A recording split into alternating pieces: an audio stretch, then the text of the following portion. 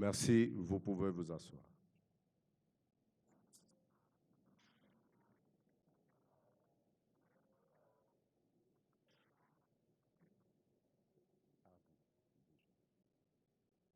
Excellence, Madame la Ministre de l'Enseignement supérieur, universitaire, recherche scientifique et innovation, Monsieur le conseiller principal au Collège juridique de Son Excellence, Monsieur le Président de la République, représentant personnel de Monsieur le directeur de cabinet du chef de l'État, Monsieur le haut responsable, membre du Conseil supérieur de la magistrature, Monsieur le secrétaire général de l'enseignement supérieur universitaire et de la recherche scientifique et innovation, Monsieur le président du Conseil scientifique national, Monsieur les présidents des conseils d'administration des universités et instituts supérieurs en République démocratique du Congo, Monsieur les directeurs de services centraux de l'enseignement supérieur universitaire, recherche scientifique et innovation, Mesdames et Messieurs les responsables de centres et instituts de recherche en République démocratique du Congo,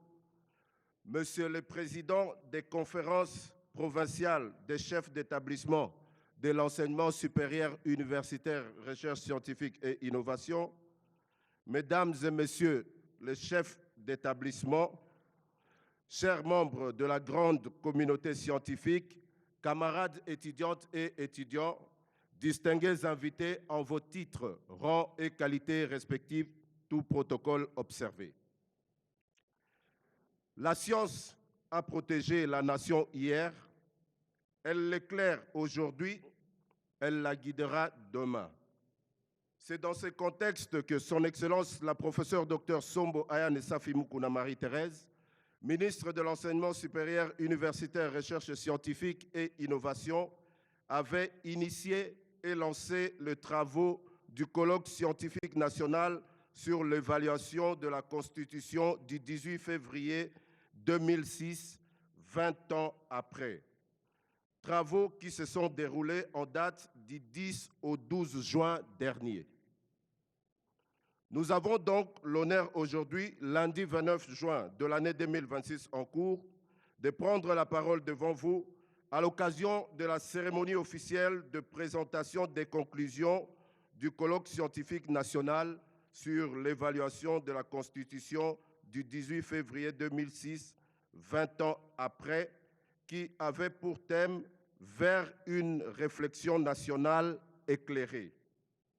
Cérémonie organisée ici, dans ce beau cadre de la salle multimédia de l'Institut national des arts de Kinshasa. Le programme de cette activité se présente de la manière suivante.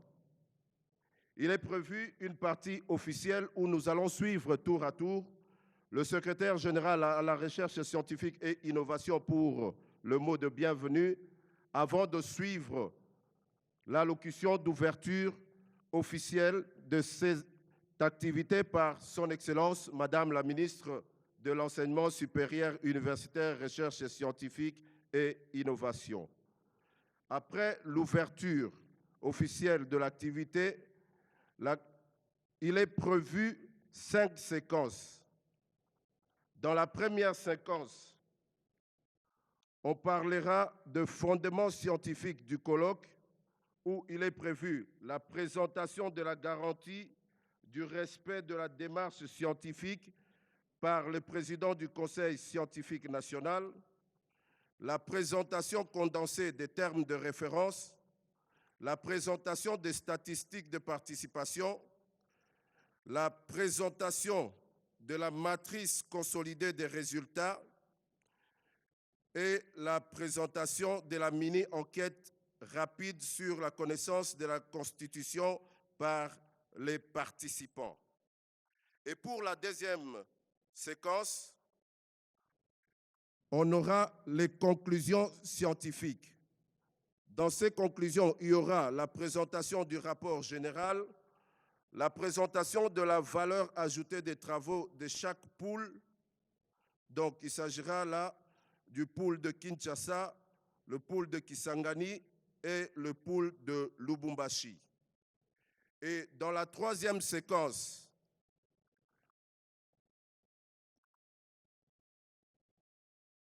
on va aborder le regard croisé, où on va parler des avis et réactions des personnalités. Et pour la quatrième séquence, on parlera de la confirmation de l'adoption des conclusions du colloque relatif à l'évaluation de la Constitution.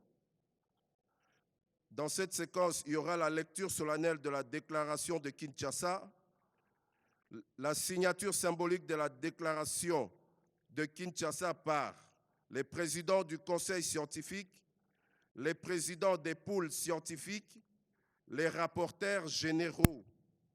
Et pour clore cette séquence, il y aura la remise officielle de conclusions.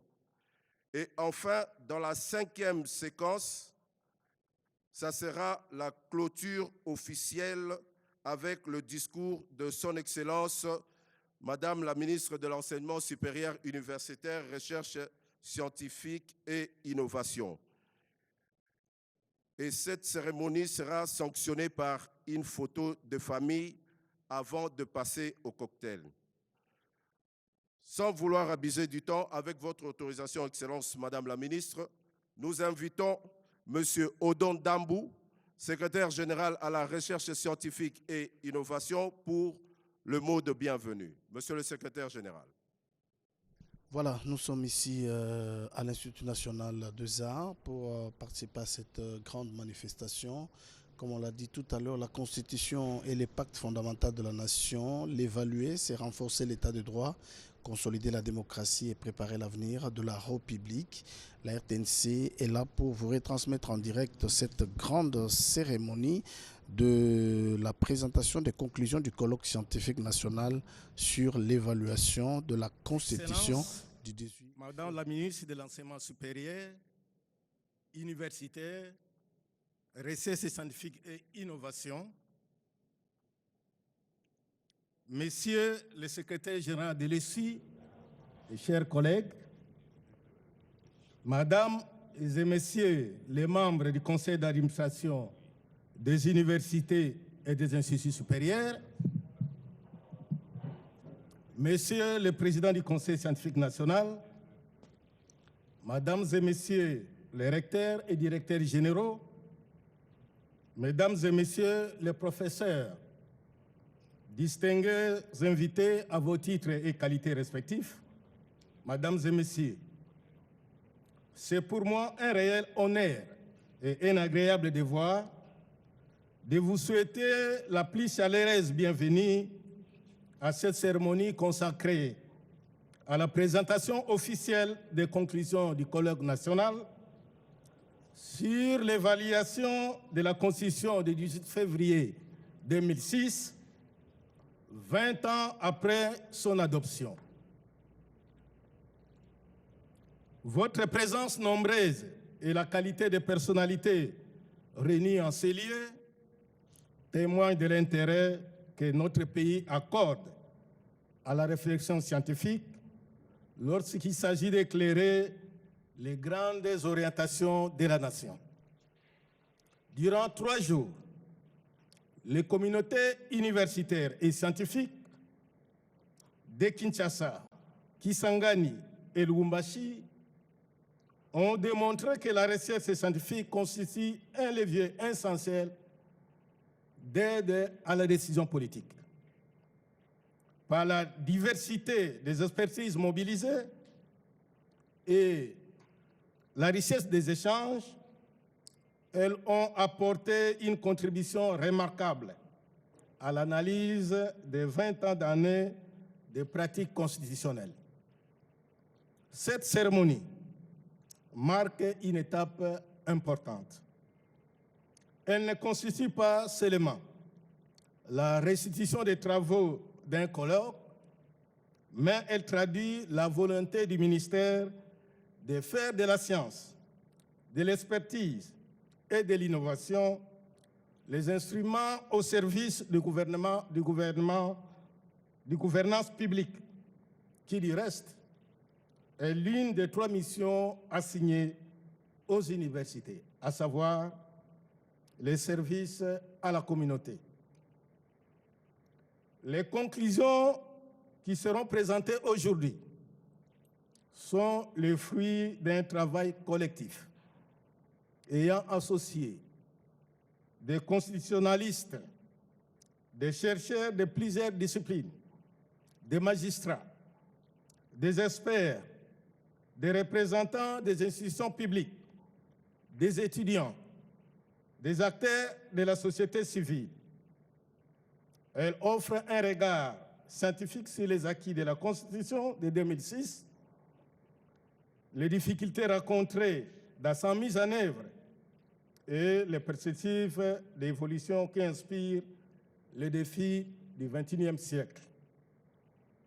Je voudrais, à cet égard, saluer la vision de Son Excellence Madame la ministre de l'Essuie, qui a placé la recherche scientifique au cœur de cette réflexion nationale, ainsi que l'engagement de la communauté scientifique nationale, des comités d'organisation et de l'ensemble des participants qui ont contribué à la réussite de cette initiative.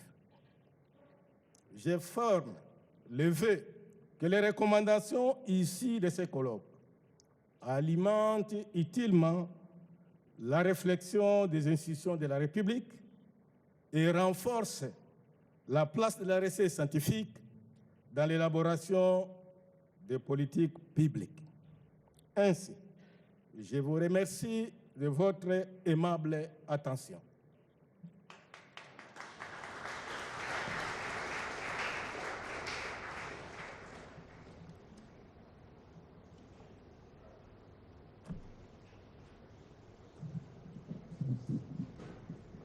Merci, Monsieur le Secrétaire général. Avant d'arriver au mot d'ouverture de Son Excellence Madame la Ministre, nous allons souffler pendant quelques minutes avec un intermède musical de l'orchestre de l'Institut national des arts. Voilà, comme vous avez suivi le programme, nous sommes...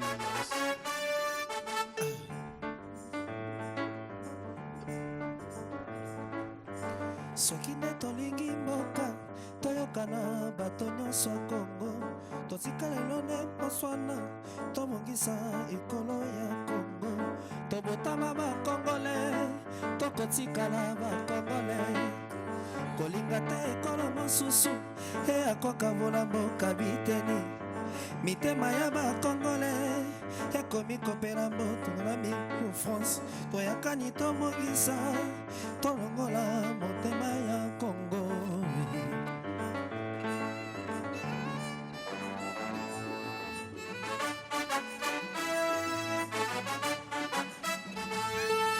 Soki nde tolingi mboka toyokana bato nyonso Kongo tobosana lelo koswana tomipesa mpona ekolo tobotama bakongole tokotikala bakongole kolinga te ekolo mosusu eyakokabola mboka biteni mitema ya bakongole ekomi kopela moto na basouffrance totela minokokana oya tobongisa mboka biteni.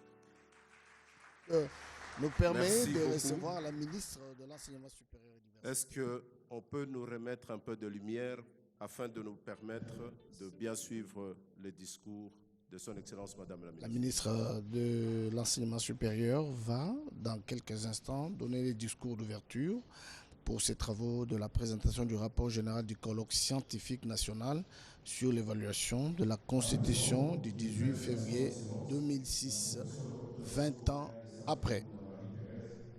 Ministre de l'Enseignement supérieur, universitaire, recherche scientifique et innovation, de bien vouloir prendre la parole pour l'ouverture de cette activité. Vers une réflexion nationale éclairée sur l'avenir constitutionnel de la République démocratique du Congo, c'est le thème central de cette journée de présentation du rapport général du colloque scientifique national sur l'évaluation de la Constitution du 18 février 2006, 20 ans après.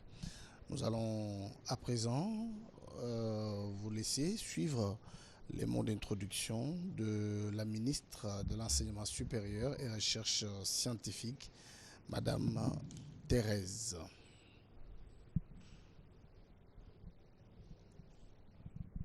Honorables députés et sénateurs, Monsieur le conseiller principal de Son Excellence, Monsieur le Président de la République, représentant personnel du directeur de cabinet du chef de l'État, Monsieur le haut responsable de l'appareil judiciaire de la République, Monsieur le secrétaire général de l'enseignement supérieur universitaire et de la recherche scientifique et innovation, Monsieur le Président du Conseil scientifique national, Monsieur le Président du Conseil d'administration des universités et instituts supérieurs, Messieurs les directeurs des services centraux de l'enseignement supérieur universitaire, recherche scientifique et innovation, Mesdames et Messieurs les responsables des centres et instituts de recherche, Messieurs les présidents des conférences provinciales des chefs d'établissement de l'enseignement supérieur et universitaire, chers membres de la communauté scientifique, chers étudiantes et étudiants, distingués invités en vos titres et qualités. C'est avec un sens élevé de responsabilité républicaine que je prends la parole pour ouvrir cette séance de restitution des travaux du colloque national sur l'évaluation de la Constitution du 18 février 2006. Nous sommes ici pour un exercice d'État, un exercice scientifique, exigeant, méthodique et profondément souverain. Permettez-moi de commencer par rendre hommage à vous, chers scientifiques, professeurs et chercheurs qui portaient la lumière de l'intelligence nationale. Et je pense particulièrement avec respect et émotion à nos scientifiques qui se trouvent aujourd'hui dans les territoires occupés et qui continuent, malgré l'adversité, à servir la nation par leur savoir. Hier, lorsque la nation a été attaquée dans sa dignité et dans son intégrité, c'est la science congolaise qui s'est dressée à travers le colloque du Front patriotique scientifique national.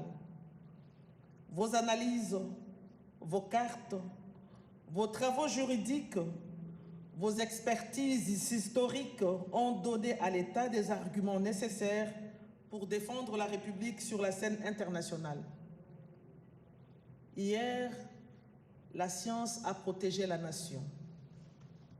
Aujourd'hui, vous êtes encore mobilisés, unis par le même patriotisme, constitutionnalistes, juristes, politologues, sociologues, économistes, anthropologues, linguistes, praticiens du droit et tant d'autres.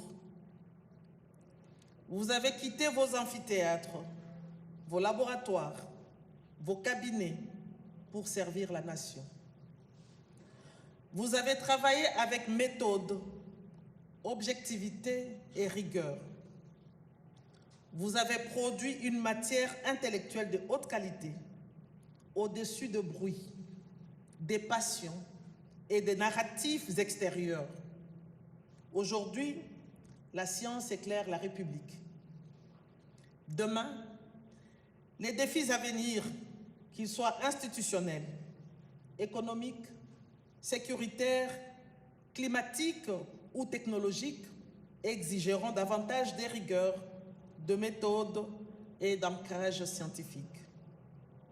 La nation aura besoin des scientifiques et les scientifiques, fidèles à leur vocation et à leur devoir patriotique, répondront présents. Votre ministère est fier de vous. La République compte sur vous. L'évaluation de notre Constitution n'est pas un exercice de mode. Elle s'inscrit dans la vision du président de la République, grand chancelier des universités et instituts supérieurs, son Excellence Félix-Antoine Tshisekedi Tshilombo, qui est de bâtir un État fort, moderne, efficace et au service du peuple. Elle répond également aux piliers gouvernance du programme Action du gouvernement 2024-2028, conduit par son Excellence Madame la Première ministre Judith Toulouka Souminois, clarifier les compétences, améliorer le fonctionnement des institutions, renforcer la stabilité et l'efficacité de l'État. Le ministère de l'Enseignement supérieur, universitaire, recherche scientifique et innovation, chargé de promouvoir l'enseignement supérieur, la recherche scientifique et l'innovation, a la responsabilité institutionnelle de garantir que cette démarche soit éclairée par la science, portée par l'expertise nationale, fondée sur la rigueur intellectuelle et conduite dans la souveraineté républicaine. Car aucune constitution ne vit si elle n'est pas comprise, évaluée et portée par l'intelligence nationale. Ce colloque a respecté 3 exigences fondamentales. Premièrement, la rigueur scientifique, méthode comparative, données vérifiées, débats contradictoires, conformément aux standards internationaux, notamment ceux de l'international IDEA, l'organisation intergouvernementale spécialisée dans les réformes constitutionnelles. Deuxièmement, l'inclusivité. Universités publiques et privées, centres de recherche, praticiens, sociétés civiles, toutes les compétences ont été écoutées. Troisièmement, la souveraineté. Ce sont des Congolais qui parlent de leur constitution pour leur pays, sans injonction, sans modèle importé, sans pression extérieure. Les conclusions de ce colloque vous appartiennent, à vous, les scientifiques, et vous allez les présenter dans quelques instants. Le rôle de votre ministère est clair. Protéger l'espace scientifique pour qu'il reste libre, rigoureux et indépendant. Capitaliser les résultats pour en faire un référentiel national. Transmettre au gouvernement une synthèse exploitable pour la prise de décision. Les scientifiques éclairent, l'État décide, le peuple bénéficie. C'est cela, la 3e mission de l'université, rendre service à la communauté nationale.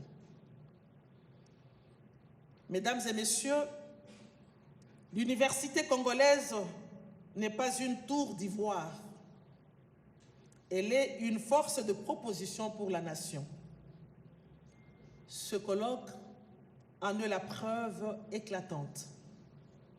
Hier, La science a défendu la République. Aujourd'hui, la science l'éclaire. Demain, la science la transformera. Sur ce, je déclare ouverte la séance de présentation des conclusions des travaux du colloque national sur l'évaluation de la Constitution du 18 février 2026 et je vous remercie. Voilà, vous venez de suivre le discours de Madame Ouivine. Au discours, il y a Maman Ministre. Matundu mingi bampangelo solo bitume bakama na centre culturel na commune ya Kasavubu kisika 15 ya nene kisalama bubu yae na ine metala mingi mutindo bakatwa mayele teketelaka mambo ya kususa sosa mambo ya bana kalasi ya Zulu na kutala mutindo ya kubugula. Après ce mot d'ouverture de son Excellence Madame la Ministre, place à présent à la présentation des conclusions du colloque. Ce colloque étant purement scientifique, et compte tenu de son caractère particulier, nous invitons donc la professeure Ngombe Kabamba Nadège, directrice adjointe de cabinet de son Excellence Madame la Ministre de l'Enseignement supérieur universitaire, recherche scientifique et innovation, pour nous conduire dans cette partie. Madame la Dirkaba. Voilà, ça c'est la Dirkaba de la ministre de l'Enseignement supérieur universitaire, qui vient pour faire la synthèse de ce rapport général du colloque scientifique sur l'évaluation de la Constitution. La ministre de l'Enseignement supérieur universitaire, recherche scientifique et innovation, Monsieur le représentant du directeur de cabinet de son Excellence, Monsieur le Président de la République, Mesdames et Messieurs, les hautes autorités du pouvoir judiciaire ici présents, Monsieur le délégué de la MONUSCO, Mesdames et Messieurs les membres de la communauté universitaire et scientifique de la RDC, Mesdames et Messieurs, en reconnaissant vos titres et qualités, je m'en vais prendre la parole au nom du cabinet de son Excellence Madame la Ministre de l'Enseignement supérieur universitaire et recherche scientifique en vue d'accompagner cette séance de présentation de conclusion des travaux du colloque ayant porté sur l'évaluation de la Constitution du 18 février 2006. Cette cérémonie a comme objectif principal de présenter officiellement à la nation congolaise la position de la communauté universitaire et scientifique sur l'état de la Constitution face aux défis du XXIe siècle. Pour ce faire, permettez-moi d'abord de reconnaître l'engagement de son Excellence Madame la Ministre en faveur de la promotion de la recherche scientifique et de la valorisation de l'expertise nationale. Cela a rendu possible l'organisation de ce colloque scientifique. C'est donc sous son impulsion que toute la communauté scientifique de la RDC s'est mobilisée durant 3 jours pour apporter sa contribution à la réflexion d'intérêt national. Il sera donc question à présent de présenter à travers 5 séquences semblables aux pièces d'un puzzle ce qui a été fait en tenant compte des évidences scientifiques par la communauté scientifique de la RDC. Pour la première séquence, différents chercheurs, professeurs, scientifiques vont défiler ici devant vous pour parler du fondement de ces colloques scientifiques. En premier, le président du Conseil scientifique national va nous présenter la garantie que ce travail a respecté la démarche scientifique. Le professeur Pius Piana va nous montrer qu'effectivement, nous avons suivi une bonne gouvernance scientifique, Nous avons appliqué une méthodologie reconnue et surtout, nous avons insisté sur le fait que ces colloques est neutre. Donc, nous avons respecté la neutralité et ensuite, nous avons validé les travaux. Après lui, nous présenterons à la communauté nationale les termes de référence de cette importante activité. Et c'est Dr OTT qui va parler au nom du comité d'organisation. Il nous présentera le contexte, la justification de cette activité, les objectifs et quelle est la méthodologie que nous avons suivie. Après lui, nous allons nous intéresser aux participants de cette activité.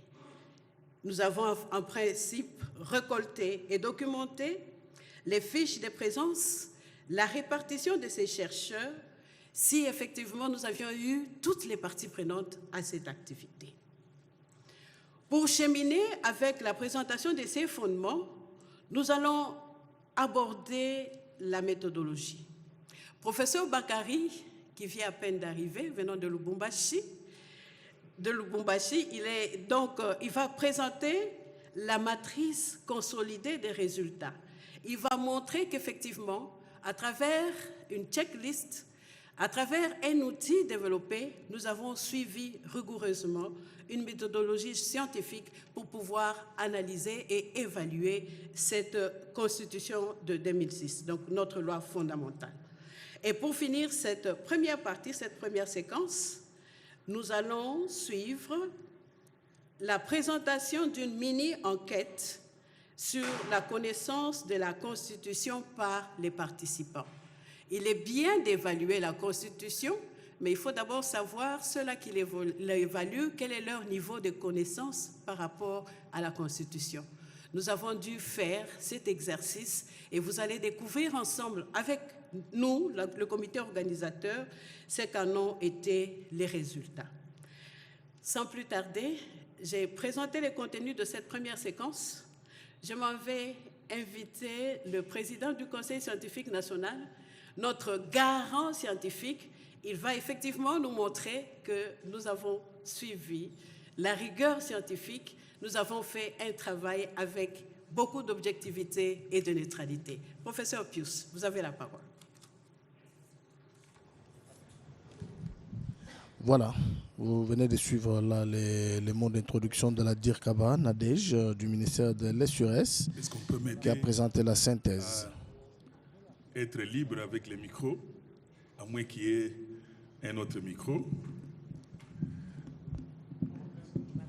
Ok, je crois que ça va aller.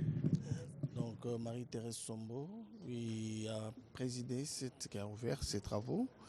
Excellence Madame la ministre de l'Enseignement supérieur, universitaire, recherche scientifique et innovation, distingués invités à vos titres et qualités respectifs, tout protocole respecté, il m'a été demandé de présenter en quelques minutes la gouvernance scientifique et la méthodologie qui a été utilisée lors de ces colloques. Alors, je vais me mettre en position où je peux voir. Alors, lors de ces colloques, l'essentiel de ce que la République contient de chercheurs, enseignants-chercheurs, étudiants, représentants des institutions publiques, société civile, s'est réuni en 3 sites simultanément pendant 3 jours à Kinshasa, à Lubumbashi et à Kisangani pour analyser la Constitution de 2006, voir son application pendant 20 ans. Alors, cette organisation a permis donc une synergie nationale et les gens ont été mobilisés simultanément pour travailler sur cette Constitution. Cette analyse a été multidisciplinaire. Toutes les catégories des chercheurs ont été réunies pour analyser cette Constitution. Ce n'était pas l'affaire seulement des juristes, mais l'aspect politique, économique, sociologique, technologique et sécuritaire a été abordé. Cette démarche a été inclusive parce que ceux qui vivent l'application de cette constitution au jour le jour ont été impliqués. Alors, quel était l'objectif principal de ces colloques?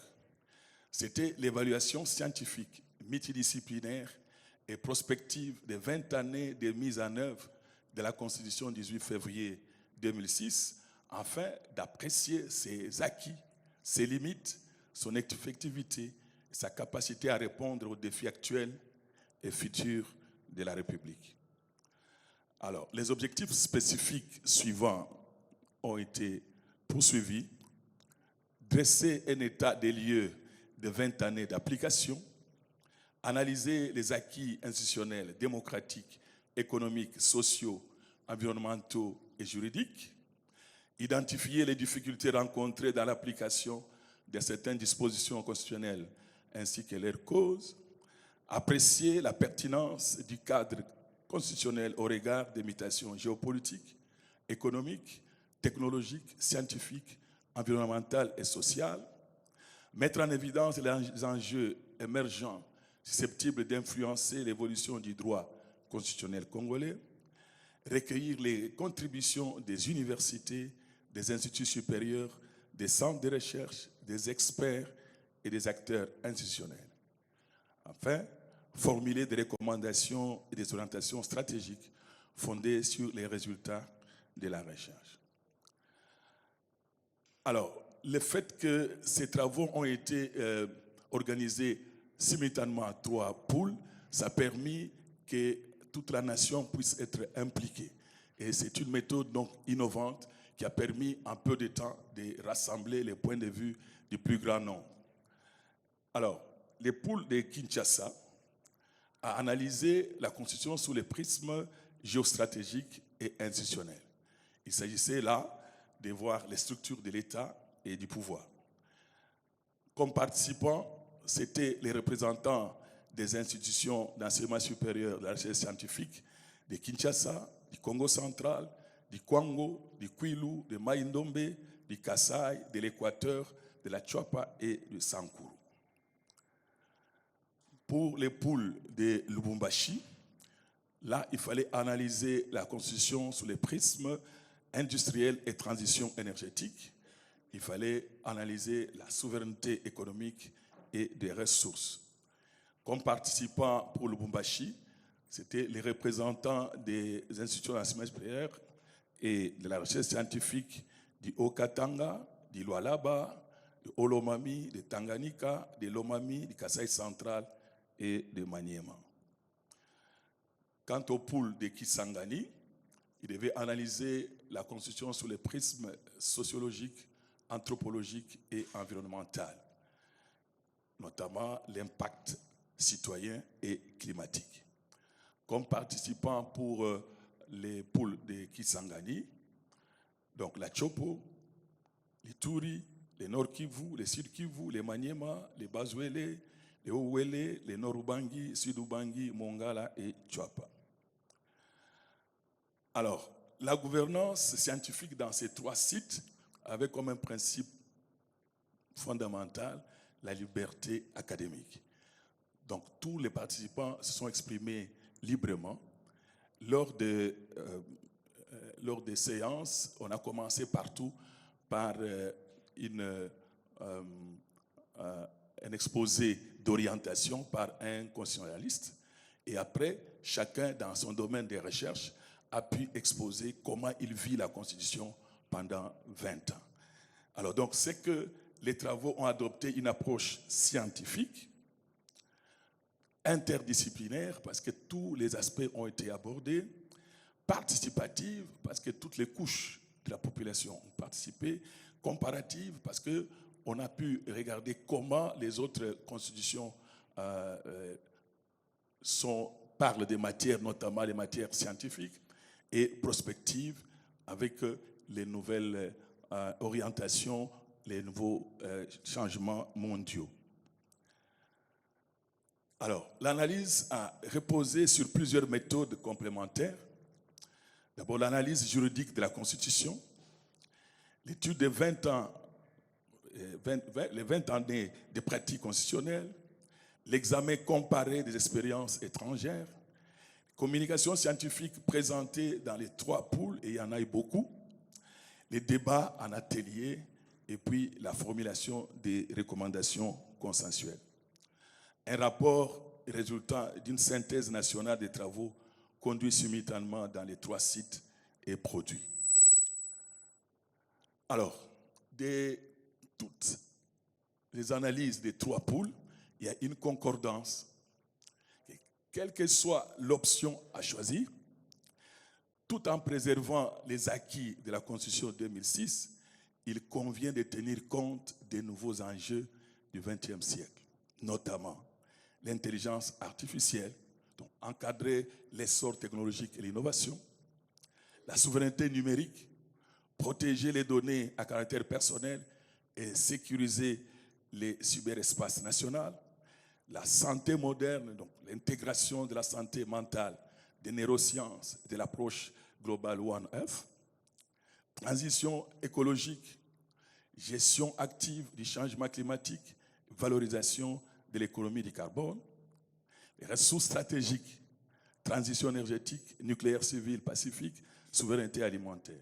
Et enfin, justice et mémoire, reconnaissance du Génocide dans les dimensions mémorielles et de justice transitionnelle. Je vous remercie.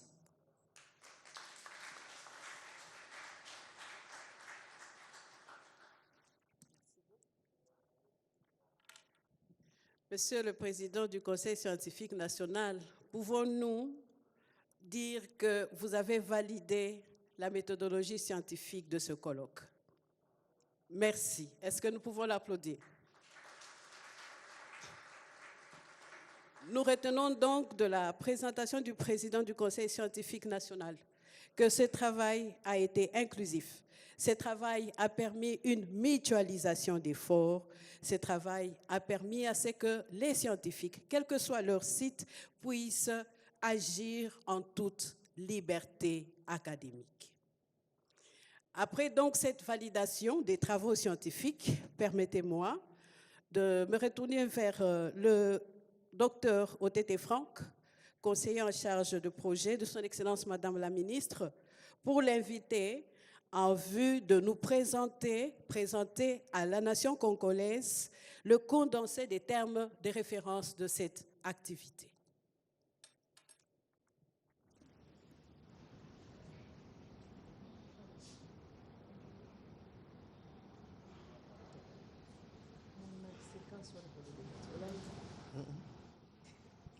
Honorables députés et sénateurs, Excellences, Mesdames et Messieurs, distingués invités, chères étudiantes et étudiants.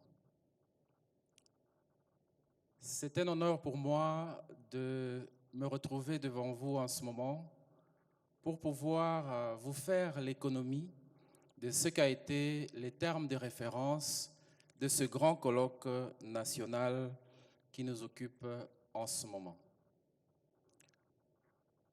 J'espère que la technique va nous projeter l'élément. Merci.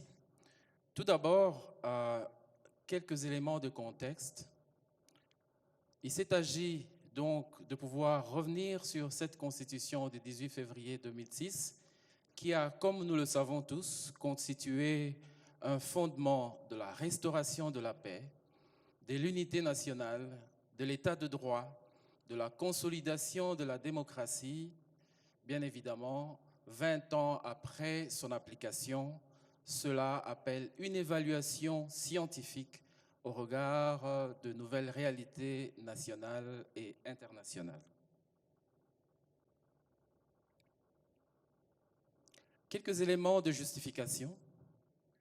Devant les nouveaux défis, il y a une réflexion renouvelée, notamment en matière de sécurité nationale et intégrité territoriale, la gouvernance des ressources stratégiques, l'urbanisation et la pression démographique, le changement climatique, la transition énergétique, la révolution numérique, l'intelligence artificielle, l'intégration régionale et bien évidemment l'effectivité des dispositions constitutionnelles elles-mêmes. Mesdames et messieurs, ce grand colloque s'est donné un objectif général, celui de conduire une réflexion scientifique nationale pour évaluer les acquis, les limites, les défis, les perspectives d'évolution de la Constitution du 18 février 2006. Cela, bien évidemment, afin de contribuer au renforcement de l'état de droit, à la consolidation de la démocratie, au développement durable, à l'apaisement du climat sociopolitique. Quelques objectifs spécifiques. Ce colloque a visé, mesdames et messieurs, à évaluer 20 années d'application de la Constitution, à identifier les acquis et les insuffisances, examiner les nouveaux défis, comme il a été dit précédemment, formuler des recommandations scientifiques et bien évidemment pour éclairer les institutions de la République. Ce colloque s'est donné une méthodologie dans les TDR. On a misé pour une approche scientifique, participative, multidisciplinaire et prospective. Cela reposant sur des communications scientifiques, des panels d'experts, des débats, des travaux en atelier, et puis une validation collective des conclusions.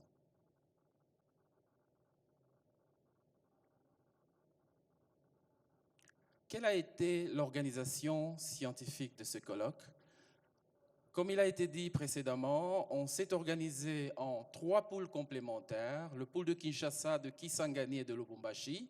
Celui de Kinshasa ayant lieu bien sûr à Kinshasa avec un rayon d'inclusion prenant le Congo central, le Kwango, le Kwilu, Maïndombe, Kasaï, Équateur, Chuapa, Kasaï oriental, Sankuru et d'autres contrées aux alentours.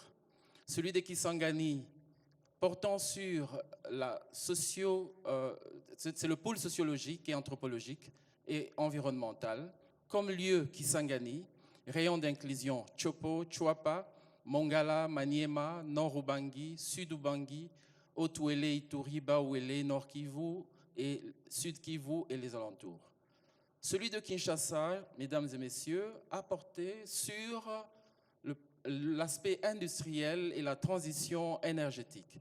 Lieu Lubumbashi, rayon d'inclusion le Kasaï central, l'Olomami, l'Oualaba, l'Omami, Maniema, Okatanga, Tanganyika et les alentours, bien sûr. Vous avez bien compris que le pôle de Kinshasa, c'était le pôle géostratégique. Toujours dans l'organisation scientifique, le pôle de Kinshasa s'est occupé à analyser les aspects liés à la gouvernance, la sécurité, la décentralisation, la souveraineté et les relations internationales. Pendant qu'en même temps, le pôle de Kisangani s'est occupé d'analyser, dans le cadre sociologique, anthropologique et environnemental, l'état de droit, les droits fondamentaux, la justice constitutionnelle, les forêts, le carbone, la cohésion nationale. En même temps et de manière concomitante, le pôle de Lubumbashi, qui s'est occupé des aspects industriels et la transition énergétique, a analysé l'industrialisation, les ressources naturelles, la transition énergétique, l'innovation, l'IA et la bioéthique. Vous aurez remarqué, mesdames et messieurs, qu'il y a des sujets transversaux qui reviennent sur les différents pôles. Les grands enjeux examinés, c'est que les travaux ont été intégrés en suivant l'analyse de l'intelligence artificielle, la cybersécurité, la souveraineté numérique, la santé publique, l'aspect approche One Health, le changement climatique, la gouvernance du carbone, la transition énergétique, le nucléaire civil, la recherche scientifique, innovation, et le thème important du Génocost. Les principaux livrables de ce colloque, c'est le rapport général, on est en train de le faire en ce moment, une matrice nationale des résultats, le livre blanc qui nous sera présenté, la déclaration de Kinshasa qui nous sera faite, les recommandations stratégiques et bien évidemment les actes scientifiques. La valeur ajoutée de cette démarche, mesdames et messieurs, c'est que ceci est une première nationale qui aborde l'analyse article par article de la Constitution sur 3 poules complémentaires avec plus de 20 ans de recul, prenant une approche multidisciplinaire avec prise en compte des enjeux émergents et en mettant en contribution l'ensemble des scientifiques de la République. La valeur ajoutée de la démarche est ainsi présentée. Et bien évidemment, nous avons un message clé de l'ensemble de cette démarche. Ce colloque, comme il a été dit ici, n'avait pas comme objectif de défendre une position préétablie.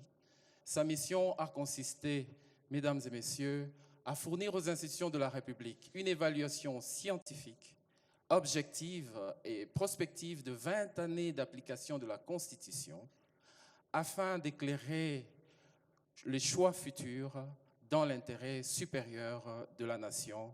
Je vous remercie.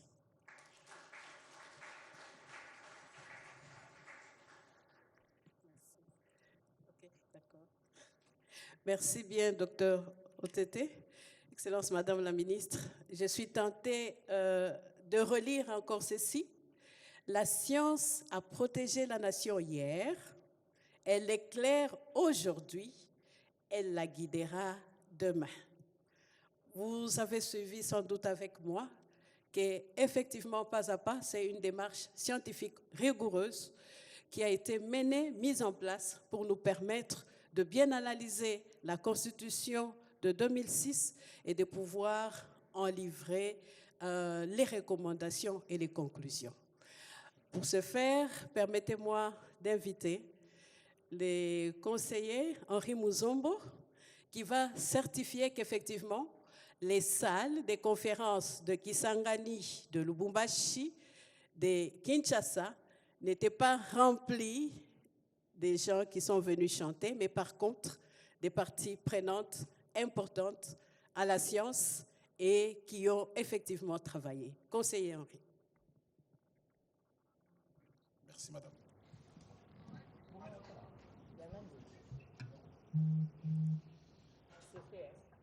Excellence, madame la ministre, distingués invités, à vos titres et qualités, tout protocole respecté. J'ai un rôle beaucoup plus spécial en ces moments, c'est de vous amener dans les coulisses de ce colloque. Ce colloque qui a pris 3 jours et organisé sur des sites légendaires, sites de l'Université de Kinshasa, l'Université de Kisangani ainsi que l'Université de Lubumbashi. Mais ces sites se sont constitués aussi en poule, puisqu'on a voulu l'inclusivité, qu'il y ait suffisamment toutes les conférences qui se sont rapprochées pour qu'il y ait la participation de tous. Donc c'était un exercice non seulement scientifique, mais aussi un exercice de cohésion nationale sur le plan scientifique.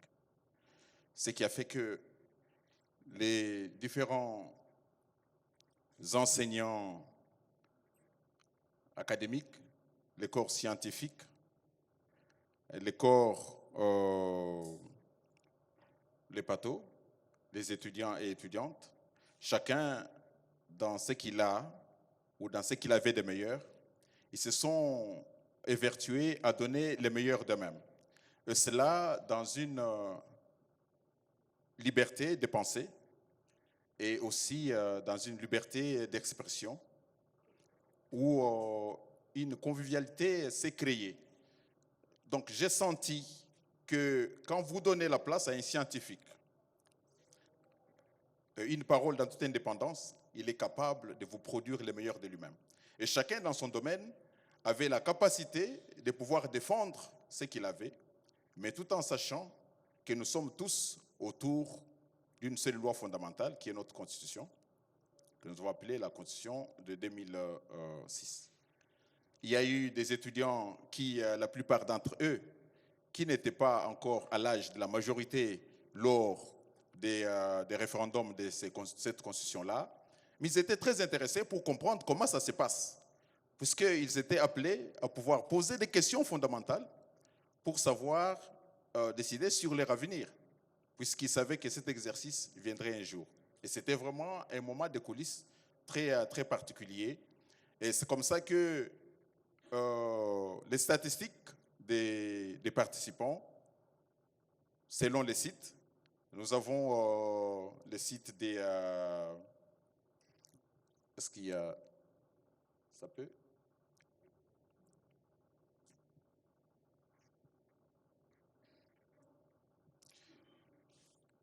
Les sites des...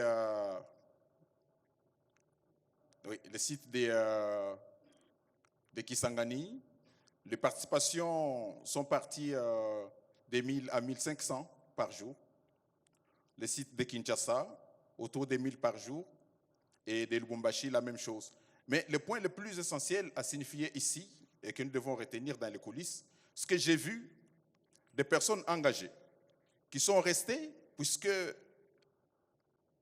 les travaux allaient même jusqu'au-delà des 19h.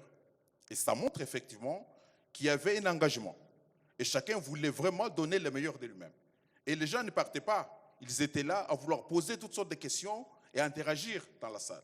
Et ça a été quelque chose d'émouvant que nous devons retenir dans les coulisses de ces colloques. Je vous remercie. Merci.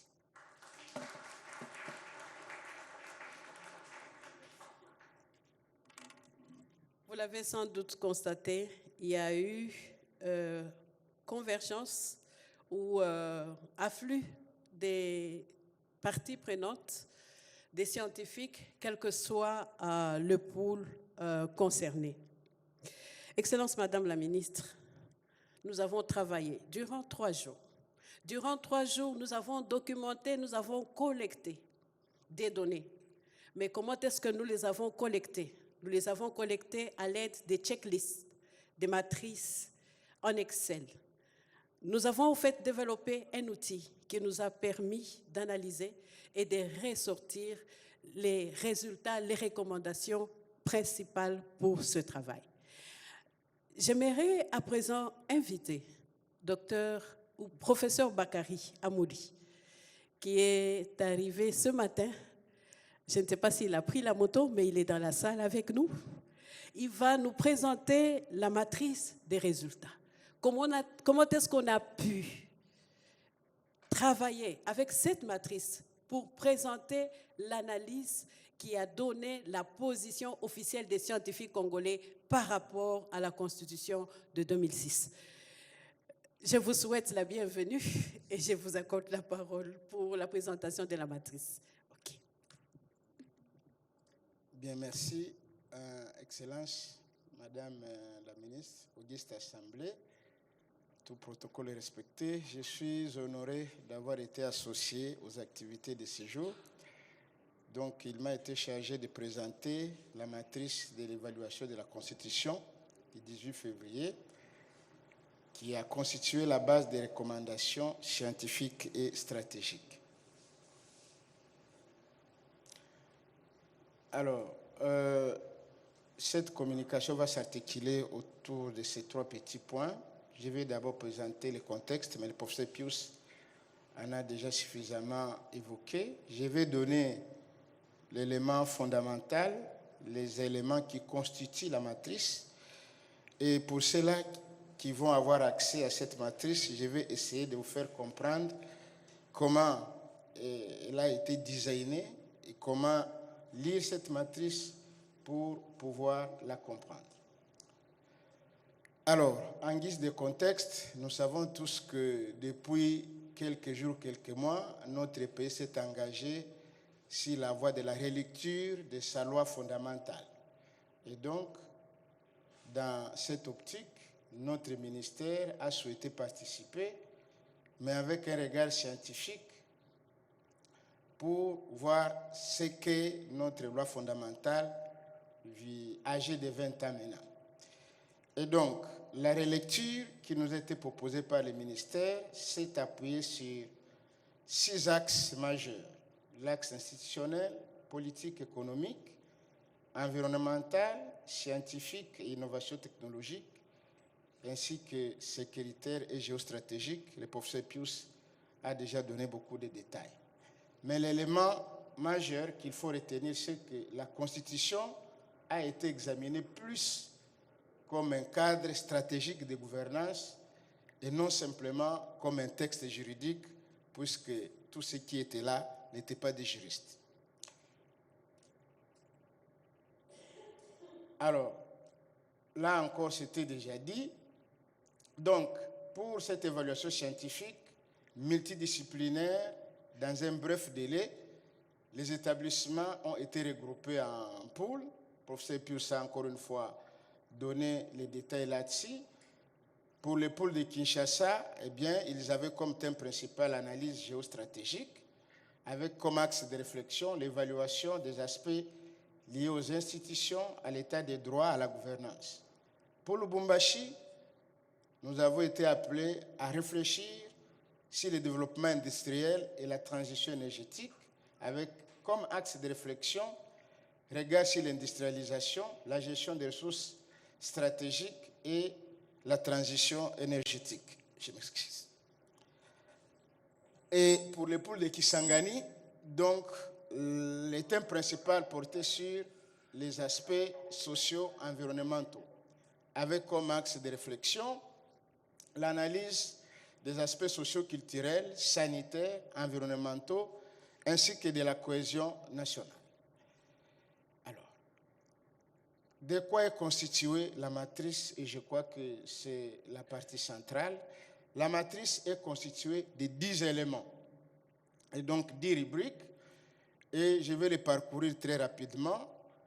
Le premier élément, ce sont les articles, et donc c'est sous forme de tableau, je donnerai un modèle plus tard. La première entrée part des articles. En fait, il s'agit des articles qui ont fait l'objet de discussions au cours des assises. Le deuxième élément, c'est le bloc constitutionnel. En fait, un bloc constitutionnel regroupe des articles qui s'intéressent à une question donnée, par exemple la décentralisation. Il y a le troisième élément, c'est la thématique. Alors, la thématique, c'est en fait l'objet juridique qui est traité par un article, par exemple l'état des droits. Quatrième élément de la matrice, c'est les acquis. Ce sont les acquis. En fait, les acquis définissent simplement les points positifs ou les avancées qui ont été engagées depuis la promulgation de la Constitution du 18 février. Cinquième élément, ce sont les limites constatées. En fait, cet élément reprend ou identifie les lacunes observées au cours de ces 20 dernières années sur la Constitution que nous avons actuellement. Alors, le sixième élément de la matrice, ce sont les orientations stratégiques. Quand on a observé qu'il y a des lacunes, eh bien, on définit la vision qui peut permettre d'aller de l'avant. Septième élément de la matrice, c'est le niveau de priorité. Les lacunes identifiées et l'orientation proposée ont quel niveau de priorité? Au niveau de la hiérarchisation, on avait une priorité élevée, moyenne ou faible. Huitième élément, ce sont les institutions responsables, donc les acteurs censés corriger les lacunes observées.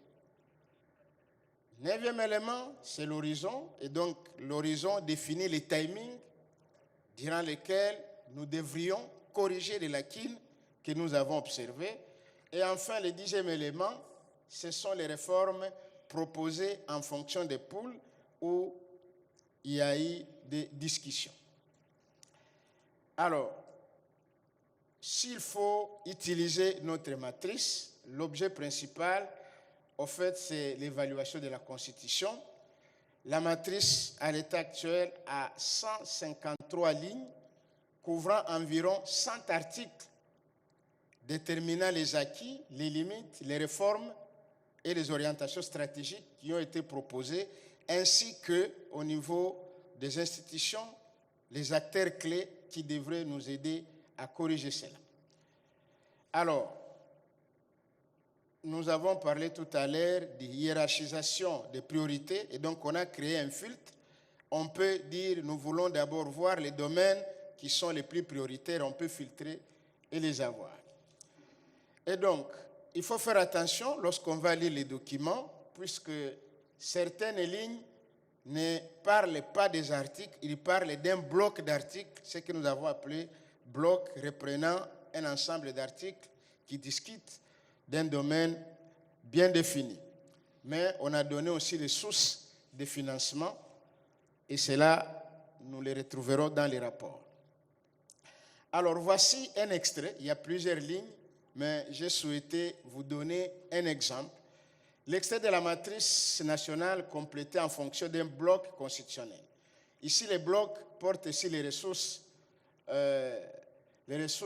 naturelles et économiques.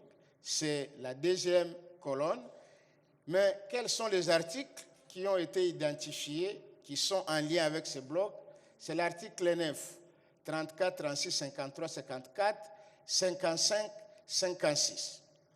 Je vais passer les autres lignes. Je touche aux lacunes, puisque c'est ce qu'il faut corriger. Eh bien, en lisant ces articles-là, il a été trouvé qu'il y avait une faible transformation locale des ressources naturelles, et il est donc proposé, parmi les réformes, de mettre un accent particulier dans les éléments réglementaires sur la transformation locale de nos ressources. Mais il y a plusieurs lignes selon les domaines qui représentent. Alors, ici, nous avons essayé de donner un aperçu très rapide de cette même matrice en fonction de blocs d'articles. Nous avons pris le bloc fondement de l'État et souveraineté. Au total, 11 articles ont été identifiés comme étant liés à ce bloc-là. Décentralisation, 34 articles. Droits fondamentaux, 46 articles. Justice, 21 articles. Et quand vous regardez la ligne de la colonne de la priorité, eh bien, les lacunes identifiées reviennent tous à une priorité élevée.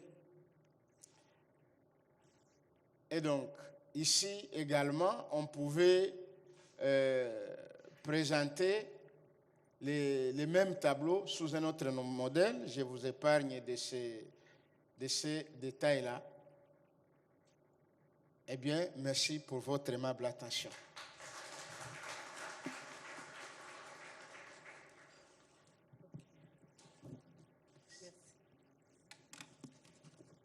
Mesdames et messieurs, nous allons partager le lien vers cette matrice d'analyse.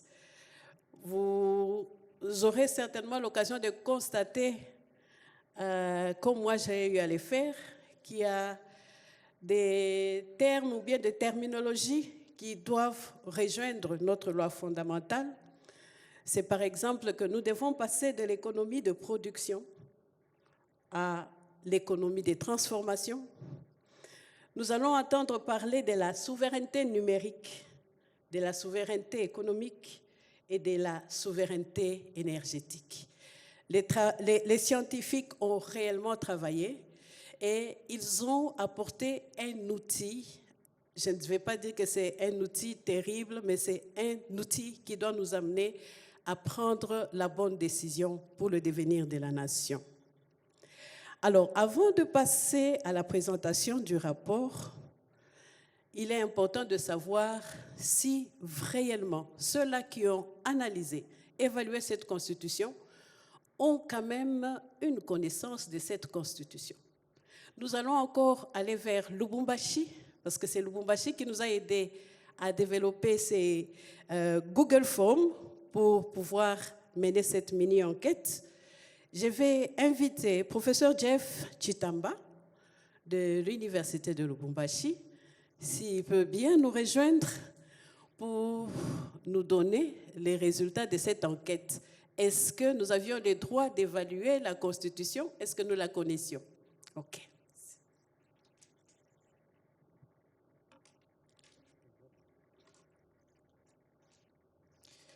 Merci, Excellence, Madame la Ministre de l'Enseignement supérieur et universitaire, Recherche scientifique et innovation. Messieurs et dames, tout en respectant vos titres et qualités. Et Auguste Comte disait que la science, c'est la prévoyance. La prévoyance, c'est l'action. Donc, en d'autres termes, la collecte des données, même si elle peut passer par une mini-enquête, elle nous permet, bien évidemment, de comprendre la situation avant d'agir. C'est ainsi que, lors des événements de Lubumbashi, il y a eu, je ne sais pas si je parle le même langage avec la technique.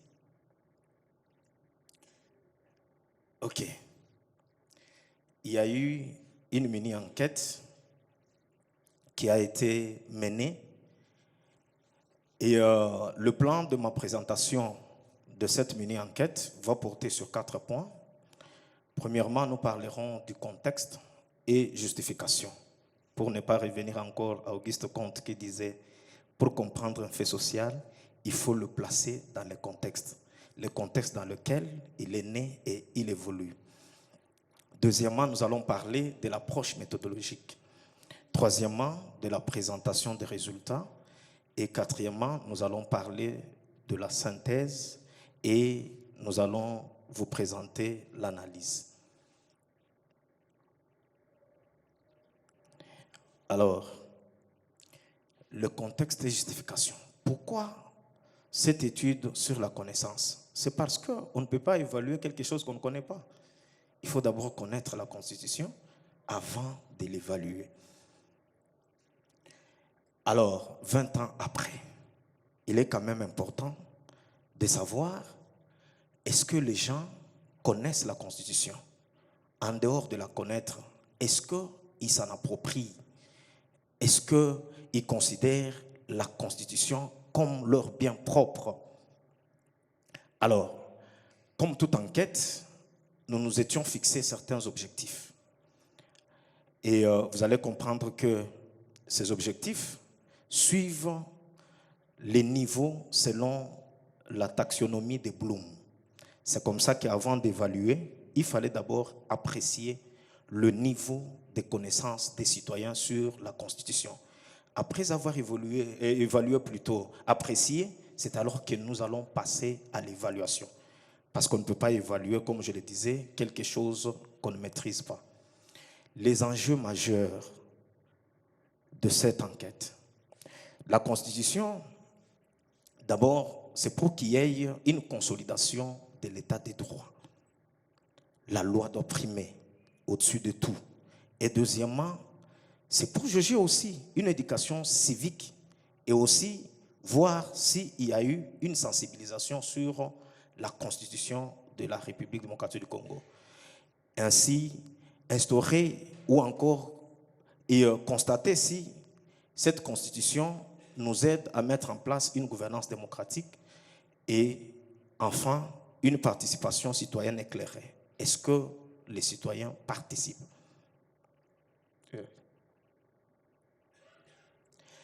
Alors, l'approche méthodologique. Comme la méthode, c'est un chemin. Ici, nous sommes partis, premièrement, pour évaluer, nous avons mis en place un formulaire qui a été soumis dans le cadre de ce colloque. On l'a soumis aux participants.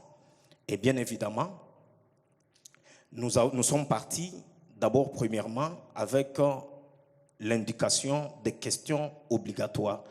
Donc, on ne pouvait pas passer à ces questions-là sans pour autant, à d'autres questions plutôt, sans pour autant répondre à ces questions. Et deuxièmement, premièrement, c'est est-ce que la Constitution de la RDC est suffisamment vulgarisée auprès des citoyens congolais? Alors, les gens pouvaient répondre à partir de certaines assertions. Selon les niveaux, absolument faux, plutôt vrai, absolument vrai. Alors, comme on nous a présenté ici, la participation est de tout le monde. Donc, ce colloque a réuni tous les scientifiques possibles, les chefs de travaux, les assistants, les professeurs, le magistrat, ainsi de suite. Donc, tout le monde était représenté, ainsi que tout le monde a eu le temps de passer et de répondre quand même à ces différentes questions qui leur ont été proposées.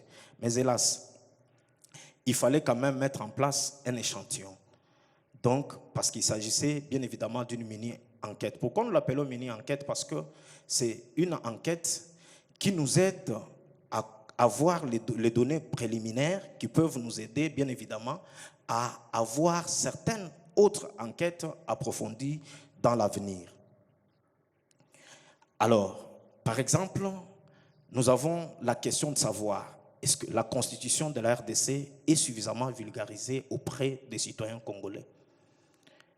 Vous allez comprendre avec moi que la majorité des répondants estiment que la constitution n'est pas suffisamment vulgarisée. Donc les gens n'ont pas eu le temps d'entendre parler ou encore d'apprendre sur la constitution de la RDC, soit par à travers le média ou encore par d'autres canaux.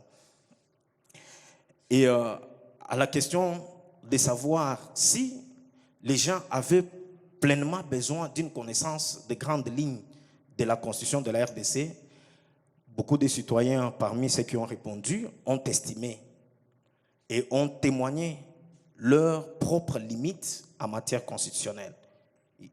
Ils ont quand même assez de limites. Alors, à partir de ces questions, nous avons fait un constat clé.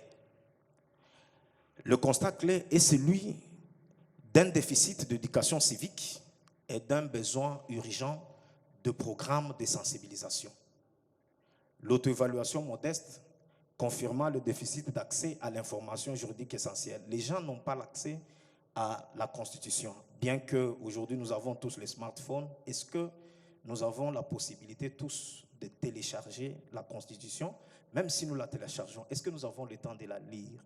Est-ce que nous avons le temps, même si nous la lisons, est-ce que nous avons le temps de la comprendre?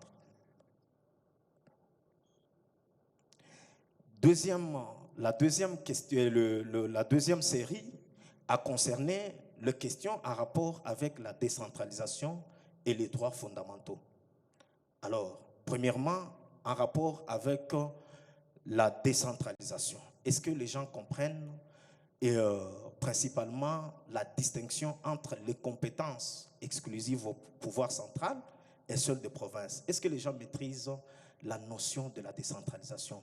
Comme vous le savez très bien, la décentralisation pour la proximité de gouvernants et les gouvernés. Est-ce que les gens comprennent que la décentralisation met en place ou encore privilégie la population et les dirigeants travaillent au nom et pour le compte de la population qui leur a donné mandat? Est-ce que les gens ont cette notion?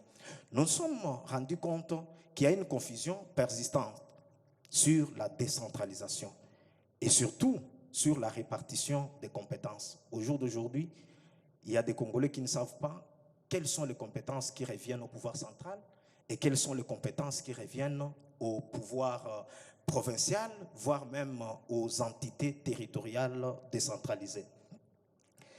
Alors, quant aux droits fondamentaux, nous nous sommes rendus compte que les droits fondamentaux sont partiellement connus.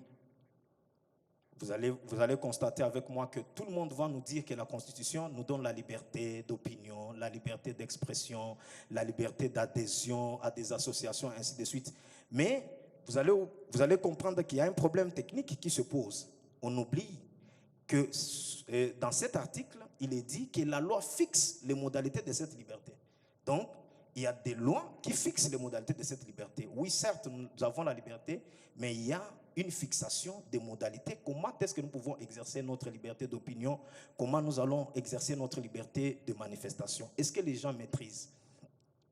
Et le constat clé, c'est que la décentralisation apparaît comme l'un des domaines les moins maîtrisés. Les gens ne savent pas. Et on parle de la décentralisation, ils ne comprennent pas les caractéristiques d'une décentralisation. Ils ne comprennent pas les avantages et les inconvénients de la décentralisation.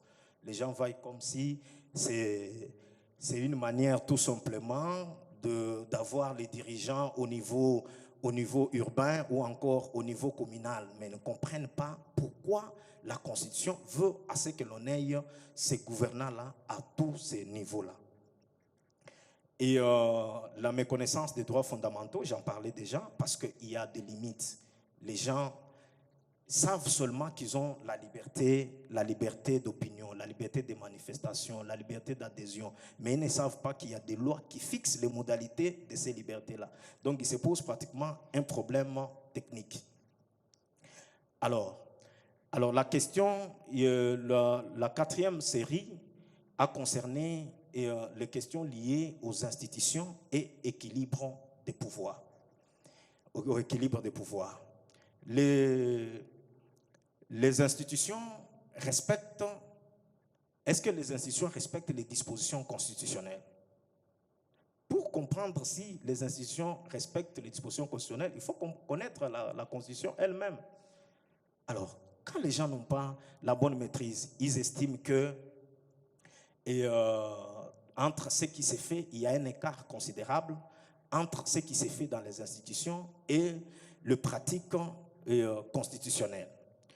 Deuxièmement, c'est l'apprentissage de la Constitution. Est-ce que l'apprentissage de la Constitution devrait être obligatoire dans tous les cursus universitaires?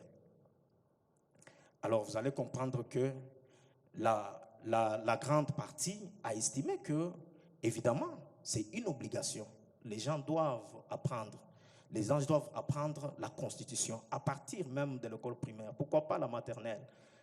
Aujourd'hui, vous allez vous rendre compte que quand nous allons nous lever pour chanter l'hymne national, il y a des difficultés. Il y a des gens qui se taisent pas parce qu'ils connaissent. Ils se taisent parce qu'ils ont honte de se tromper. Donc, il se pose un problème très sérieux. Et alors, le constat clé, c'est la confiance institutionnelle fragile. Lorsque les gens n'ont pas la maîtrise de la Constitution, ils deviennent hostiles aux institutions de la République. Ils vont voir, lorsque les gens veulent agir selon les normes constitutionnelles, et vont penser que c'est au détriment de tel ou de tel autre. C'est comme ça que les politiciens alimentent les débats politiques et les gens vont dans tous les sens, sans maîtriser le principe fondamentaux de la Constitution. Les citoyens perçoivent un non-respect de la Constitution par les institutions et un déséquilibre de pouvoir en faveur de l'exécutif. Voilà pourquoi les gens posent énormément de problèmes. Aujourd'hui, s'il y a un problème à Kinshasa, on pointe du doigt le président de la République, mais on oublie que le programme est fixé par le gouvernement. Et il se pose un problème très sérieux. Pourquoi? Parce que les gens ne comprennent pas comment est-ce que les institutions de la République fonctionnent et ne comprennent pas la collaboration qu'il y a entre toutes les institutions, l'exécutif, le législatif, ainsi que le pouvoir judiciaire. L'autonomie financière et régime d'exception. Dans la décentralisation, il y a les différents niveaux d'autonomie. Entre ces différents niveaux d'autonomie, il y a aussi l'autonomie financière. L'autonomie financière, ici, nous avons posé la question de savoir l'autonomie financière des provinces, telle que prévue par la Constitution, c'est-à-dire la retenue à la source de 40%, est une réalité pratique. Et les gens ont répondu comme ceci: la décentralisation financière n'est pas appliquée. N'est pas appliquée. Et aussi de l'autre côté, nous leur avons posé la question de savoir les restrictions temporaires des libertés fondamentales lors des régimes d'exception, comme l'état de siège, sont juridiquement encadrés. Est-ce que les gens connaissent? Le constat clé, c'est que l'autonomie financière, comme je venais à peine de le dire, reste une promesse pour la plupart. Et les régimes d'exception suscitent des craintes d'abus, malgré leur encadrement constitutionnel. Alors, la révision constitutionnelle et la recherche universitaire. Nous avons posé la question de savoir, est-il opportun que l'on passe à un changement ou à une révision profonde de la Constitution du 18 février pour l'avenir politique de notre pays? Vous allez vous rendre réellement compte ici que le besoin de réforme est largement partagé. Au-delà de tout ce que les gens peuvent dire, le besoin est largement partagé. Et une majorité est favorable pour la révision, tandis que les autres aussi sont favorables pour le changement. Et la question suivante, c'était en rapport avec les productions scientifiques de l'université congolaise. Est-ce que ces productions influencent positivement les réformes législatives nationales? Alors, nos enquêtés ont estimé que la recherche congolaise influence peu les réformes législatives. Est-ce que les autorités ont le temps de lire les différents travaux que les chercheurs produisent chaque année, que ce soit au niveau doctoral, que ce soit au niveau de master ou encore au niveau de licence? Est-ce que les autorités ont le temps d'approcher les universitaires pour accéder aux résultats de ces différentes recherches? Alors, ici aussi, nous avons dégagé un constat clair. La volonté citoyenne forte d'adapter le cadre constitutionnel aux réalités actuelles, ainsi qu'une déconnexion préoccupante entre la recherche universitaire et les politiques publiques. Parce qu'il y a des travaux qui sont réalisés, il y a des résultats qui existent dans nos universités. Chaque année, les universitaires, les chercheurs produisent des travaux. Est-ce que les autorités ne peuvent pas approcher les universités pour avoir accès à ces données-là afin d'orienter leur politique publique? Alors, comme je le disais, il y a eu aussi les questions à choix multiples, mais les questions factuelles. Ces questions factuelles, c'est par rapport avec la date, par exemple, de la promulgation de la Constitution de la RDC. Tout le monde était unanime. Je ne sais pas si c'est parce que la date apparaissait déjà dans le titre même du colloque. On ne sait pas, mais tout le monde était unanime et tout le monde maîtrisait que la Constitution a été promulguée le 18 février 2006. Alors, selon l'article 1er de la Constitution, on a demandé aux gens pour savoir la RDC est un État unitaire décentralisé, fédéral, confédéral ou unitaire centralisé. C'est bien maîtrisé malgré quelques confusions. Malgré quelques confusions, les confusions bien évidemment, nous n'allons pas nous voiler de face, qui proviennent de la Constitution elle-même. Parce que l'article lui-même dit la Constitution de la RDC est un État uni, unitaire, décentralisé ou fortement décentralisé. Ce sont les experts qui nous aident à comprendre maintenant que c'est un État unitaire fortement décentralisé, c'est-à-dire une décentralisation un peu poussée, d'après les différents chercheurs devant qui je m'incline ici. Alors, le point positif ici, c'est que les notions fondamentales comme la date de promulgation, la nature de l'État sont globalement bien ancrées dans les esprits. Les gens maîtrisent la date de la promulgation de la Constitution. Les gens maîtrisent la forme de l'État. Et d'autres questions factuelles, c'est en rapport avec le matière verrouillée, l'article 220. Est-ce que les gens maîtrisent le matière verrouillée, entre autres le nombre de provinces, le mode de scrutin, la forme républicaine et la structure de la Banque centrale?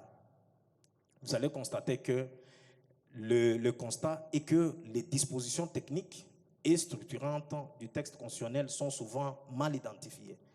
Et les gens les utilisent selon leur obédience ou encore leurs aspirations.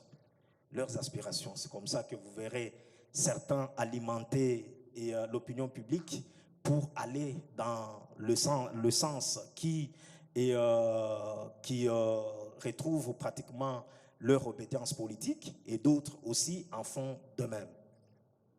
Je vois Madame la professeure en train de me presser. Alors, je veux vite, en cas de vacances de la présidence de la République, qui exerce l'intérim? Alors, vous allez comprendre que ce sont des questions, par exemple, aussi, la RDC est constitutionnellement composée de 11 provinces, 25 provinces, plus la ville-province de Kinshasa. Et le constat est que les notions fondamentales sont pratiquement moins maîtrisées, et les notions fondamentales sont maîtrisées, mais les notions techniques posent problème. Par exemple, quant aux matières verrouillées, vous allez comprendre quelqu'un parler de l'article 220, et lorsque vous lui demandez quelles sont les matières verrouillées, il ne connaît pas. Il ne connaît pas, il va vous dire c'est tout ça, troisième mandat et d'autres. Donc, vous allez comprendre avec moi que la maîtrise technique pose énormément de problèmes. La carte administrative est-elle maîtrisée? Lorsque vous mettez la carte, vous allez dire à quelqu'un, situez-moi la province de la Chopo, il y aura un problème très sérieux dans la manière de faire. Alors, à force de me presser, on a pris même l'option de ne pas faire passer mes diapos. Alors, l'analyse. L'analyse, comme je venais un peu de le dire, après avoir effectué l'enquête, à partir de toutes ces données-là, nous avons fait une analyse, c'est-à-dire en dégageant les forces pour valoriser les forces, comme nous l'avions énuméré ici, par exemple, la maîtrise de la date, ainsi de suite. Et dégager aussi les faiblesses, saisir certaines opportunités et aussi anticiper ou encore atténuer certaines menaces.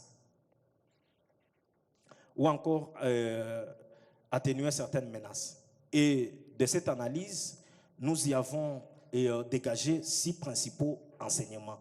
Premièrement, la vulgarisation et l'appropriation citoyenne. Ça, c'est une nécessité. Deuxièmement, la connaissance des droits fondamentaux. Il ne suffit pas tout simplement d'avoir ces connaissances, mais il faut comprendre aussi les modalités techniques, donc la pratique de ces connaissances. Troisièmement, la compréhension de la décentralisation. Il faut maîtriser la décentralisation, oui, mais aussi aller en profondeur pour savoir les modalités techniques qui posent vraiment problème. Et quatrièmement, la perception du fonctionnement institutionnel, la collaboration entre les différents pouvoirs, les attentes en formation et réforme, les niveaux de connaissances factuelles constatés.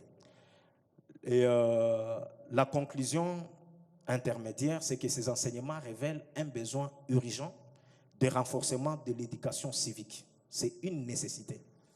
Et de clarification des mécanismes institutionnels pour une citoyenneté active et éclairée.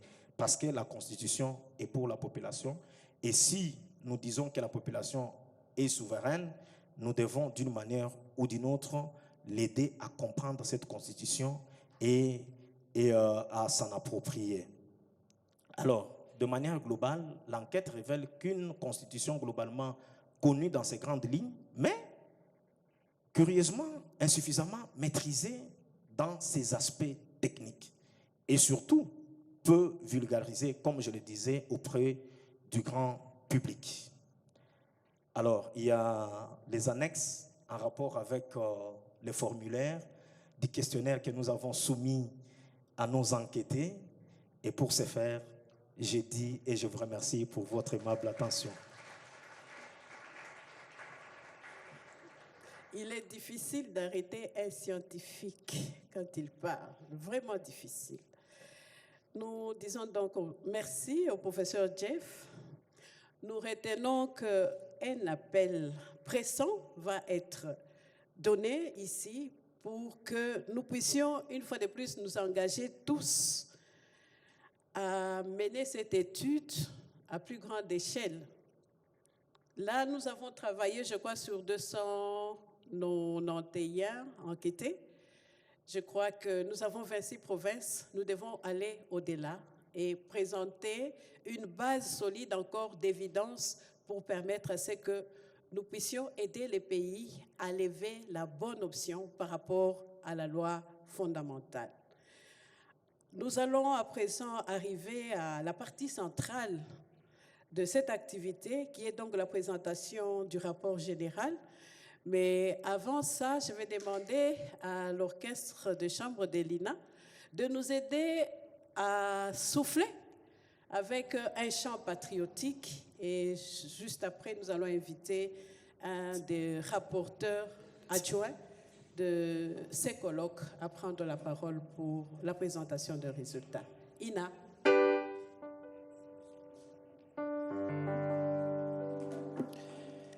Biso bana mike tosangani lelo tolobi te tika tobongisa olukalisanga bayaya na biso bakolo bato ya konseyero ye population ya Congo jeunesse nationale basengi lelo mpo babongisa kobongisa Congo ezali nguya ya population bakonzi bayoka na matoyo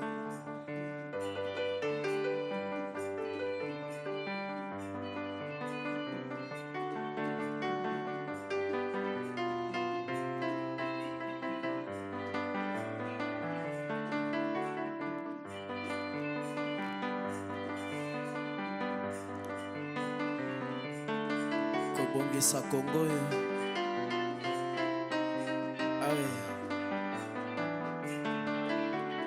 biso bana mike tosangani lelo tolobi te etika tobongisa kolukalisanga bayaya na biso bakolo bato ya konseyero ye population ya Congo jeunesse nationale basengi lelo mpo babongisa kobongisa Congo ezali nguya ya population bakonzi bayoka na matoyo bato ya Congo ye bato ya Congo ye mwana Congo bato ya Congo ye yoka lelo bato ya Congo ye bamusicien bato ya Congo kalaka national bato ya Congo ye abamime bato ya Congo ye bato ya Congo ye mwana Congo bato ya Congo ye na ba professeur bato ya Congo ye bato ya Congo ye bato ya Congo ye mwana Congo bato ya Congo kalaka national bato ya Congo ye. Merci. Est-ce que nous pouvons applaudir Lina?